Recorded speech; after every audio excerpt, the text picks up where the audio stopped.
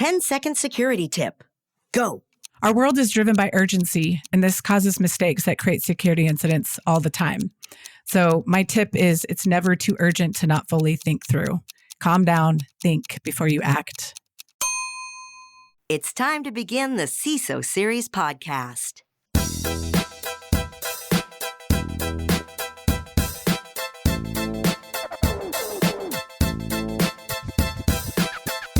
Welcome to the CISO Series podcast. My name is David Spark. I'm the producer of the CISO Series. Joining me as my co-host, because he's here all the time. You can't get rid of him. We've tried. He's like a cockroach.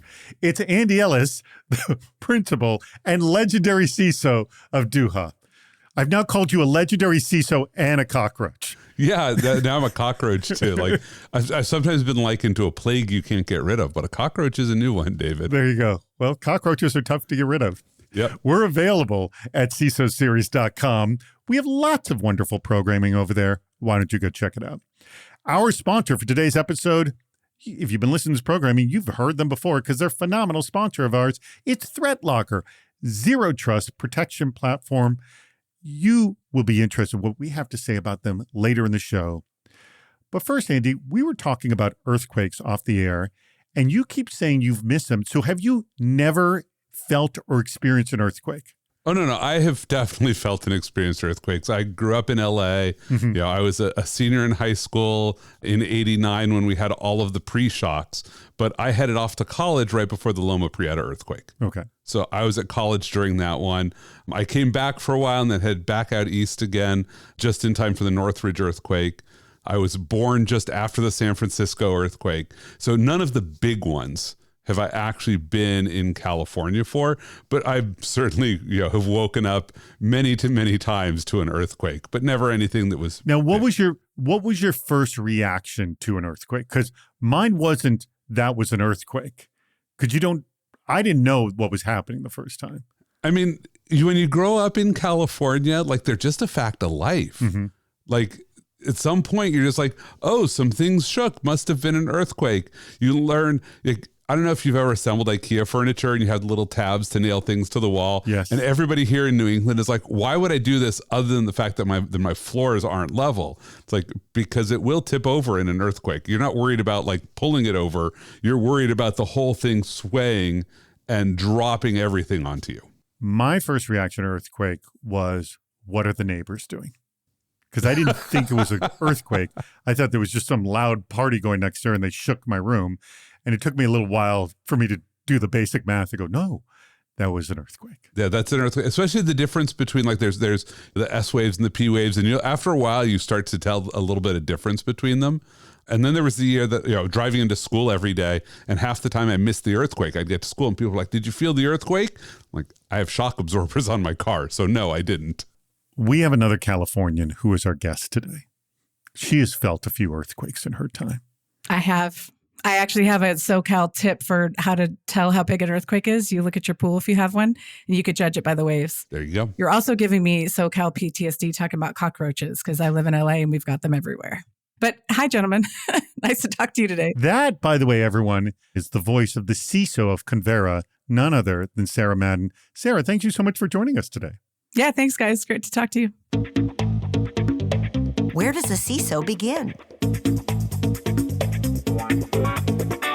For our very first segment, let's take a deep breath and let's think about our dreams for building a greenfield IT infrastructure. Now, these dream makers recently popped up on the cybersecurity subreddit, and the responses that they had for doing this range from idealistic, like cloud first with zero trust, everything containerized, and hardware keys mandatory.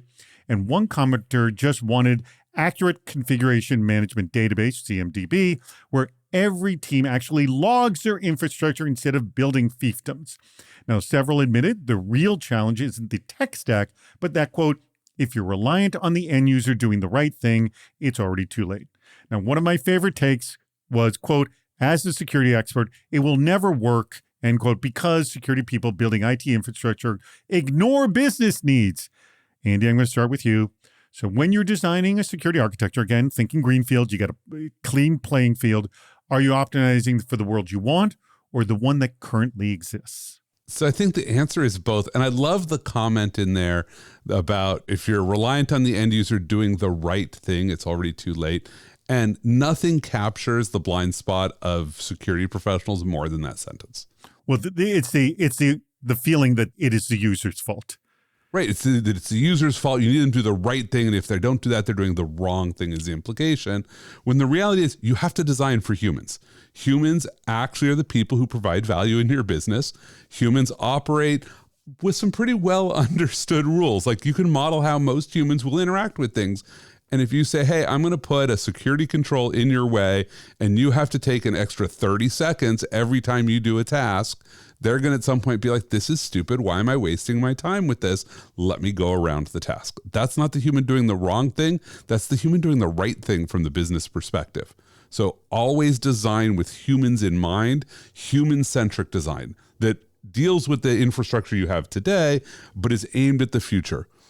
I loved zero trust, and I know it's a big buzzword, but for me, the core of zero trust is actually taking a laptop and associating it with a human and authenticating the pair of them. Mm-hmm. And everybody gets this wrong. They try to authenticate the human and build a barrier between them and the laptop. If you say, look, the laptop is yours, we authenticate it with you attached to it, all of a sudden you can do things that are very user-friendly. Like the user logs in once, proves their identity once, and then the laptop carries on for them. And it's not, oh, I have to do MFA 17 times a day. No, I proved to my laptop that I'm me, and now I and my laptop can go get stuff done. Seamless authentication continuously. That is a very good example right there. Sarah, I'm gonna put you to the test. I do like Andy's setup there. You got a greenfield. You're building an IT environment. What do you want that is friendly to this IT environment that you're building, but also thinking about the humans? Yes, and I have some good perspectives here because I was able to build the ground field security system at Convera, which is the reason I came here. I do want to address something, Andy, that you said real quick, though. Trust is not a control. This is something I say all the time in my role. Our job is to design security controls that limit user impact to create an actual massive security incident, right? So I have to have enough controls in place where users, they do something too quick, something too urgent, something stupid. It doesn't cause an incident, right? Absolutely. At the end of the day, they're trying to do the right thing for the business. They're trying to be productive. And with this growth of a bunch of SaaS tools available, it's very easy for users to go rogue and use their corporate credit card, come up with some new SaaS solution for something. And they're doing it with best intent in mind. So control is the name of the game, and it's productivity versus control, right? So bringing me back to the greenfield scenario, one of the things that I think is the biggest bang for the buck from a greenfield perspective is we don't have tool set bloat. We have clarity on what we need to manage. We were able to deploy in one cloud, so we don't have multi-cloud bloat. We don't have tool set bloat. We know what things go where.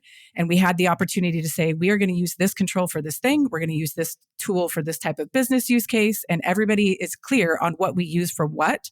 And when you come into a scenario where a user doesn't have what they need, they go through this intake process and they say, hey, I want to do this thing. What's the tool for this? And you centralize everything, right? One of the challenges you always have in other environments is this, it's just a business that's grown over 5, 10, 15, 20 years, and you've got all this tool set bloat, and it's very hard to get out of, I'm used to using this thing for this thing, and now I have to go do this. We didn't have that problem, right? That actually minimizes problems dramatically. The funneling of the requests that they don't go outside. Yep. Right. Well, especially not carrying forward the legacy. Mm-hmm. One of the best ththings I ever did at Akamai, and it will sound very, very silly because I fought so hard during M&As, said whenever we acquire a company, we're throwing out their entire IT stack. Everything. Day one, they get brand new laptops that are pre-provisioned as if they're new employees here, and there's a lifespan for their old infrastructure. We're throwing it all away. You have to choose what to migrate. There's no presumption that we keep anything, and every CIO forward from that, when they came in the door, they're like, wait, I don't have stacks of things I have to support from the 30 acquisitions we did. This is amazing. Wow. So you just ripped the Band-Aid from the jump instead of trying to unravel things over time. Right. Because you'll never unravel. Yeah. So we had to do a balance, right? So we acquired a division of Western Union and we lifted and shifted their assets into a new data center environment that we created. And that was the greenfield that we got to create. But anytime you buy old legacy systems, it's kind of, and you put it into a brand new network, it's like you're lifting a Pinto into a Ferrari engine, right? Or Pinto parts into a Ferrari engine. And so there's a part of it that you have to unravel. But I think one of the benefits of modern tooling in the cloud is you have levels of visibility that you never had before. So even when you bring in old stuff, the amount of control you have and the amount of visibility you have gives me comfort that we can manage even old clunky stuff in a new shiny system.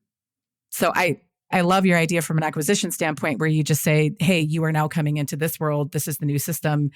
Ways of working have changed X, Y, and Z. Like that's a really easy way to integrate the user experience. And that's a different approach that the CISO can take versus you have to bring the systems in no matter what, right? Right. You got to bring the production systems over, but you don't have to bring the IT. Delineating the difference between the user experience and the IT, versus the systems that you have to manage from a production standpoint. Yeah. It's a good way to look at it. I like it. I might steal that for the next acquisition. Go for it. Thanks. Isn't this what we're here for? Sharing tips for making our lives easier and being better at our jobs, right? How is AI going to solve this problem? What is the new GRC archetype? All GRC players are AI infusing their products, which calls out for staffers to engineer AI-enabled governance rather than just monitor policies, proposed Nikhil Sarnath of Accenture. Assuming we get to the point where we can automate routine compliance work, humans will shift into areas requiring ethical reasoning, foresight, and creating escalation protocols. Is that where GRC is shifting? And if so, how does this change how we hire for GRC roles like this sort of AI-enabled, or we were talking about the bionic hacker, so it could be the bionic GRC person. And if you're already working in the field, how do you stay ahead of the sea change? So if I'm in GRC, how do I become this bionic GRC person, Sarah? So we've been on a path of automation for quite a few years, right? And that's the impetus for AI, right? So I think every security person's mindset should be in, if it's not already, how do I automate this? And then eventually AI is going to pick that up, right? We're at a stage now from an efficiency and scale perspective where we're looking at GRC engineering, where we're looking at policy enforcement and config and code. AWS Reinforced in Philly a couple months ago had tons of workshops on GRC engineering that several of my team members went to and got really, really excited about. We are shifting the role of somebody on my team that used to be in a primarily audit role, in a security audit role where they're doing all the audit and compliance and testing controls. They're shifting their day-to-day work into the UI of AWS and the native tool sets that exist there for automating policy and config, and starting to actually click automation buttons. Like if this is our set of controls, I can automate it in AWS and I can prevent somebody from ever violating this control. Instead of me having automated audit tool suites that tell me somebody violated a change control policy or an access policy, we're just preventing it in the config. I am really excited about this evolution in the way that we work. So is my team members. They're looking at it from a sense of excitement in their day-to-day jobs versus kind of doing the same old audit nuance every single day. It is the future of how we will manage compliance in an automated way. And it gets us out of this mindset of writing people up or slapping people on the wrist for doing silly things and causing issues. And it's just all automated in code. And we're getting out of the firefight. This is the part of security that I'm actually really excited about right now. Beyond broader capabilities of AI, I'm really excited about GRC engineering now. All right. Do you have the same excitement? Looks like you're totally on target here. Sarah, what about you, Andy? So I love Sarah's approach, and I've got a slightly different one, but I'm more and more convinced that people should just listen to what Sarah said and ignore me for the moment. By the way, oh God, that is a soundbite I am taking. There you go, right there. Like she nailed it. Like, because the challenge is, like, I actually hate the term GRC because let's be honest, 90% of the profession is the C. It's just compliance. And governance and risk is what the CISO does. And oftentimes we have people whose job is enforce descriptive compliance. That we said we had rules. They're not actually controls. We say, oh, we don't do X. No, of course you do X. You have compliance people who hunt for people who did X, and then some security ops person comes in and tells you to undo it. And we need to move to a world that is control systems based, where when you say you have a control, what that actually means is it is impossible for it to happen in a different way. That's literally what control means. And I think that's going to be the evolution that AI and really better systems automation is going to give us. So we say, oh, look, we bought a bunch of tools. We actually have to verify implementation success, that we turn these tools on, we set them up in a controlling fashion, and that's what our compliance becomes. Now, if today you work in the GRC field, hopefully you're one of the 10% if you're listening to this that isn't just doing the compliance validation, but you already know what you need to be doing, which is understanding how do we implement control systems? How do we identify the risks that are being created by bad controls and the risks that are being created by not having controls? That's an architectural function. That's not a traditional compliance analyst function. That's where the humans are going to need to be. They're not going to be the ones who are validating that we have all of our paperwork because that's automatable. Humans need to be the ones saying, do we actually have the right story? Do these controls fit what our customers need us to do and how our business needs to operate? And what are the gaps that we're going to go forward with? Mm-hmm. Is it designed correctly and can it automate the enforcement? Yep. Back to trust is not a control. People don't want to fail controls, right? They do it because of mistakes or misunderstandings or just lack of knowledge and awareness. And the more you can automate them out of making mistakes, the happier they are, right?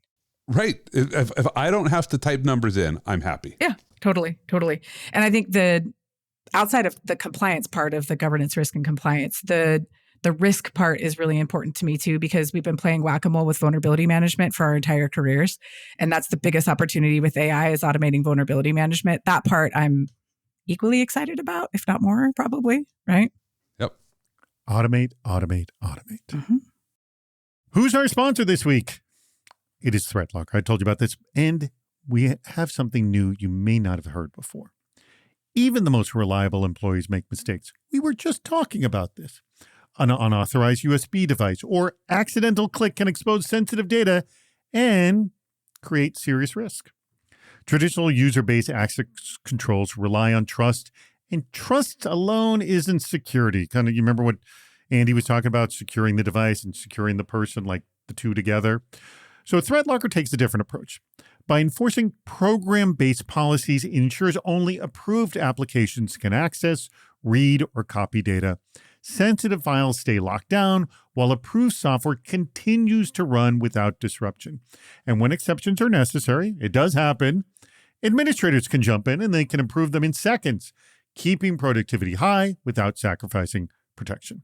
Also, with ThreatLocker, every action is logged in a detailed audit to capture the exact user, file, application, and device serial number. We're getting into compliance issues and watching behavior. So this is all zero trust action in precise, enforceable, and it's simple to manage. Discover how ThreatLocker can help you gain more control over your environment. Go to their website. It's threatlocker.com. And I'm going to ask you a small favor. When you go to threatlocker.com, do this. Just add a /CISO. That lets them know that you heard about them through us, the CISO series. It's a small thing. They just want to know that people are coming because they heard about them from us. threatlocker.com/CISO. It's time to play What's Worse? Sarah, are you familiar with this game? Yep. All right. I'm ready. I'm going to set you up. This is pretty darn goofy. All right. This comes from Howard Holton, who is now the CEO over at GigOwn, and he's a good friend of the show. And here we go. I make Andy answer first. You can agree or disagree. Andy, this is very different than what you've had before. Okay. You're outsourcing your security awareness training to a random Russian chatbot. That's option one. Okay. Pretty bad. Or you hire a group of clowns who jump out at people every time they click a link in their email. Now, that's any link, phishing link or anything. Which one is worse? Wow. Okay. This one definitely wins so far for being the silliest. Yes. And honestly, I don't even care about my answer. It's so silly. It is pretty silly. These are both ludicrous environments. So I think I'm going to go with the clowns is worse. And that is strictly because it is so disruptive and disorienting in the workplace that I would rather have somebody catch me having used a Russian chatbot than have them running around the environment and it's my fault. But the Russian chatbot is doing the quote training. The Russian chatbot is probably training you, as I put it in air quotes, to do the wrong thing.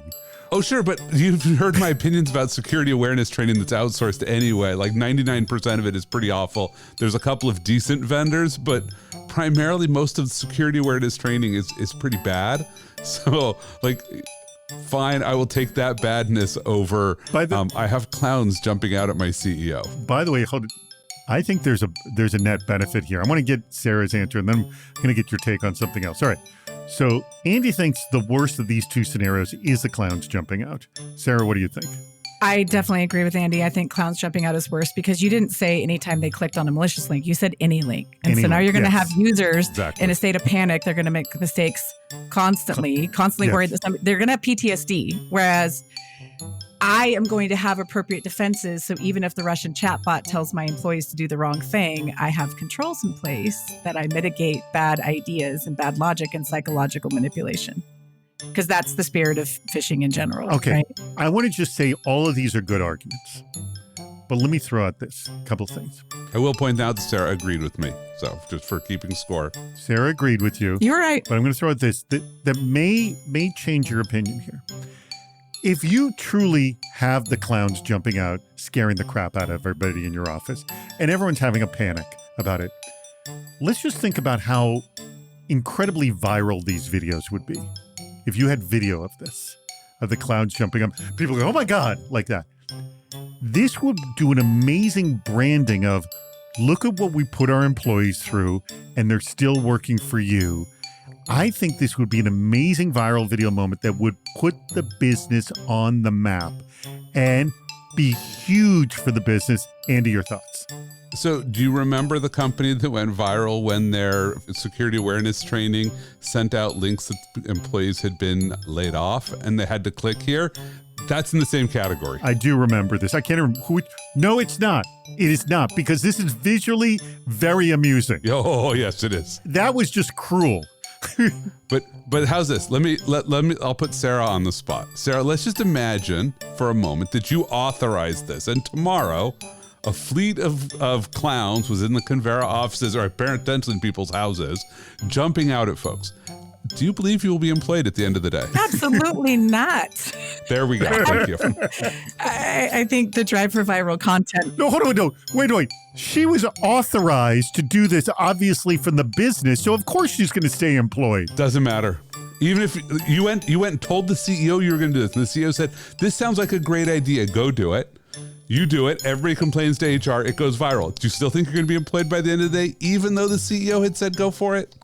I'm telling you, the employees are giggling watching the videos of their colleagues jumping out of their seat because they scared the crap by a clown. Would we all laugh at it? Yes. Is it a useful thing to do? Absolutely not. I argue with regulators all the time that I don't do simulated phishing tests for a reason, because the data doesn't prove that it's effective for a lot of different reasons, right? Like there's so many things that factor into whether or not somebody is susceptible to a spear phishing attack or a general phishing attack. And even security professionals fail them all the time, right? Like there's so many different things you could do, the age of the employee, like it doesn't work. It's better to do customized training. Yep. Do not do out-of-box security awareness training. We don't buy that from anybody else. We make it internally and we consistently. So if I'm a Russian chatbot, I should not be approaching you. Try if you want to. All right. I try to argue that this could be a huge boon for the business with the viral videos. It would be hilarious. It would be hilarious. It would be hilarious. It could put the business on the map. This would be a great way that security could be an enabler for the business. Yeah. I mean, we've used embarrassing tactics for different things in the past too. Remember when people used to leave their keys unlocked and you'd go change their desktop background to like getting Hasselhoffed or something? Yeah, I have gone a little far in that one. Like I've got stories from 30 years ago of sending a breakup note from somebody to their significant other who was trying to come up with a reason to break up with them and was like, "Oh, thank you." So if we've evolved in our jokes and our enjoyment, I could get behind this being one of them. Yeah. Or cattle prods, right? Clowns. There are things that are funny in small groups that do not scale organizationally. Yeah, that is a good point. Yeah, it's not going to be effective. Yeah. Is this benefiting the company or just making my life easier? Quote, these AI engineers find the wildest of bugs and they just keep finding them after every run. Quote, that's security engineer Joshua Rogers describing AI native security scanners that recently found hundreds of real vulnerabilities in critical open source software that didn't show in traditional scanners. Rather than pattern matching, these tools can tease out business logic and spot mismatches between developer intent and code. I've previously said automated tools lack human creativity and fall into familiar patterns, but these tools might make me rethink that. I will ask you, Sarah, what does a red team do that can't be automated? What do you think? I still think there's so much of the business logic that a red team has that can't be automated yet, but I don't think we're far off. Can you give me an idea of what can't be automated? I would want to run simulations here. We're not using it yet. Mm-hmm. I think we need to test this out a little bit more and see where we have gaps. And I think only trying it will tell us. And we're not there yet. I think I'm very excited about the evolution here. And there's a lot of buzz in the industry and excitement around it. And we are going to start using different AI models in the testing that we do and the tabletops that we do. I think there's a potential for replacing some of our pen testing with this in the future, but we haven't tried it yet. I want to, I'm interested in it, but I suspect we're going to end up with kind of awareness gaps from a business logic perspective that it might not see, but that's assuming we don't also feed it code bases to figure these things out. So we're kind of in a wait and see, because I know I met with a bunch of automated pen testing companies at Black Hat. They would like us to believe that you just need their solution. Andy, do you think that there's something that just, even with how good AI is getting, that these automated solutions will never be able to really fully understand business logic, that will also need a human pen testers? So absolutely, there is things that an AI will never be able to do, but mostly people don't pay for pen testers to do that. They might say that's what they're paying for, but honestly, if you took every pen testing contract on the market today, I'd be willing to bet AI can do 95% of that. Because honestly, most people aren't even having pen testers read code and do static source analysis, which is what this blog post is about. Like, most people are hiring pen testers to run a vuln scanner, figure out what they could break into, break in, now look to see where they could go next. This is all automatable.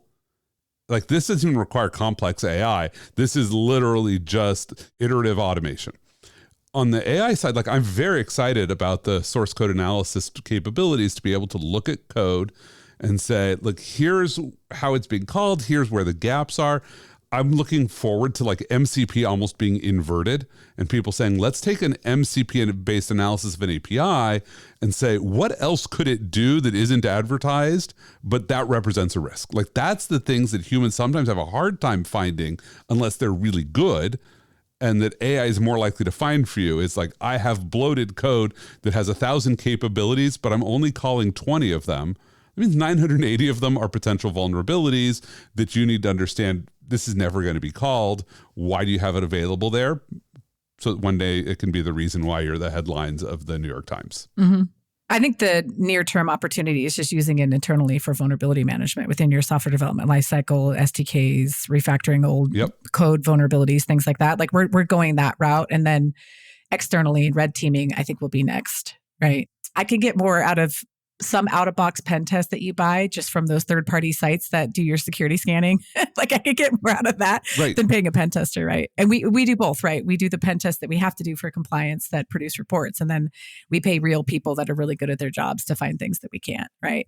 And that's the part that I think would be hard to replace in the next year or so with AI.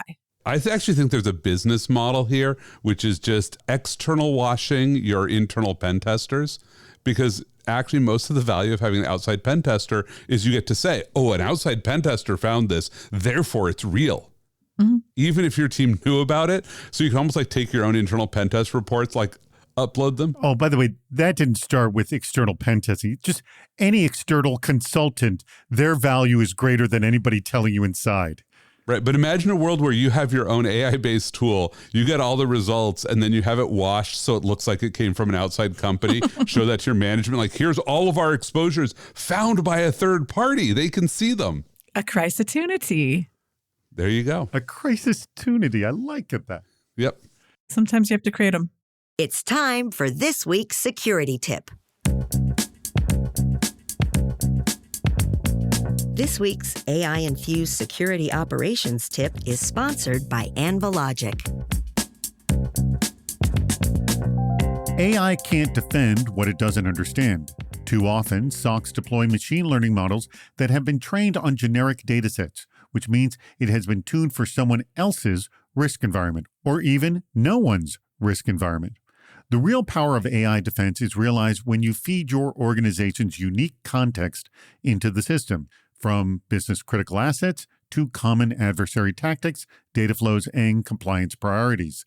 This contextual knowledge teaches the model what your normal really looks like in your world and helps it recognize those faint signals that indicate when something's off, from a user logging in from an unexpected region or a workload suddenly communicating with a new cloud service.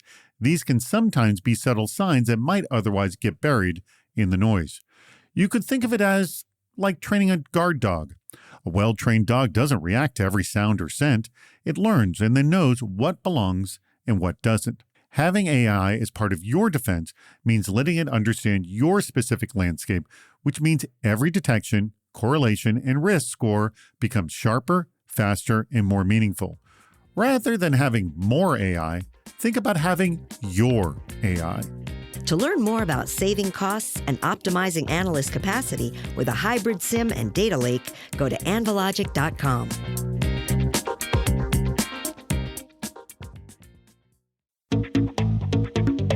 What works? What's not working? Quote, it seems it's really hard to prove that something doesn't work statistically. Definitely sounds like cybersecurity. Now, that's Jeremiah Grossman, who's the CEO over at Root Evidence, after talking to cyber insurance folks. While they can point to a handful of controls that measurably work, like MFA and EDR, they struggle to say what doesn't work at all. Are we just terrible at measuring security effectiveness? And if the insurance companies, who have every financial incentive to understand what can prevent a cyber attack and what can't, if they can't tell what's useful and what's worthless, what does that say about how we're making security investment decisions, Andy? Well, I love the question because we really don't understand what we're doing. We don't ask the right questions. So people should stop hiring cybersecurity professionals because they don't have a clue, right? That is one outcome one could take from my statement. I don't know if it's the right one. But here's the challenge. How many security professionals look at all their controls and say, what would be different if I didn't have this control? Like third-party risk management is one of my favorite ones. What changed in your company in the last year as a result of your TPRM program? Are there vendors that the business was going to buy from that now they didn't because you identified a problem? Are there vendors that actually made substantial changes to their security roadmap because you identified a problem? If you can't identify a place in which TPRM helped you, then functionally TPRM is completely and utterly ineffective, except you have to check the box that you have TPRM because your insurance carrier will get cranky if you don't. Like, this is one of those funny ones, is we do things to satisfy our insurance carriers and our regulators that they themselves can't point at how those are being effective. And that's an interesting challenge. But I think the core reason is insurance is actually, and I'm going to get hate mail for this one, it's a real simple problem because it mostly deals with simple systems. Like building houses is functionally the same technology for the last 3,000 years. We stack boxes on top of one another. Hold on, so you're comparing cyber insurance to home insurance? Yes. Think about all the insurance markets that work relatively well are all relatively simple systems. I always argue that if you looked at an actuarial table of car insurance incidents and home insurance, you would see patterns. Do you think you still see the same patterns in cyber? No, you don't see the same patterns in cyber because when we look at homes and automobiles, we look very carefully at things like what were the building materials? Where were the houses built? Like there's a lot of norms that don't have huge variation in them. Well, right. But that's what I'm saying is that I think cyber's kind of all over the map, isn't it? Because cyber isn't replicable. Right. So don't you think this is a more difficult problem? It is a very difficult problem, but that's why we don't have data, is because we don't have this large corpus of identical entities doing the same thing every day. Everybody does something different. They all think they're special snowflakes. Special snowflake, Sarah, what's your opinion here? Hey, I am not going to own that one at all. I am not a special snowflake. I grew up in Alaska. My dad was a fisherman. I can be tough. All right. If I take the cyber insurance side of it, no knock on the dozens and dozens of global regulators that knock on my door. But cyber insurers ask better questions than regulators and auditors. And they have to because there's a vested interest. They have to pay out money if something fails, right? They have been hyper-focused on ransomware because that's where they've been paying out the most of their premiums over the last couple of years. And so I think they're overly focused in the things you need to do to prevent ransomware and phishing and some of the conversations we were having about how to test employees before. I think they've been optimized over that for the last couple of years. But I will give them credit that they are better at asking important questions as it pertains to the threat landscape, as it pertains to what will cause a breach that will cause them to pay out a premium, right? And I think we need them there because we need policies in order to land customers. And so I think this is a good driver for security, even better than regulators and audits, from my opinion, over the last couple of years. I think it's important to note that regulation and even cyber insurers are years behind the attack landscape. And I think what we don't do a good job about, because that was one of the questions, was we don't do a good job at root cause analysis. We don't focus on understanding the actual root of the problem and then using that as our narrative of what needs to get fixed.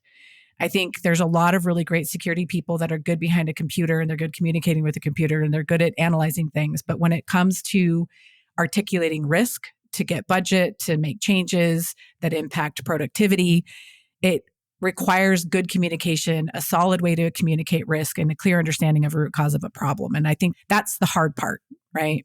And it's too easy sometimes to go from one incident to the next because, we're defenders at the end of the day. It's hard to go back to that longer tail process of root cause analysis, risk treatment plans, budgets, arguing with people, changing controls, communicating with employees. That's the harder part. The change management part of security is the harder part. I would agree with that. We're going to leave everyone on that cliffhanger. The change management part is the harder part. We are not going to answer that question. You'll have to tune in next week when we may or may not answer it. We'll see. This show is not serialized.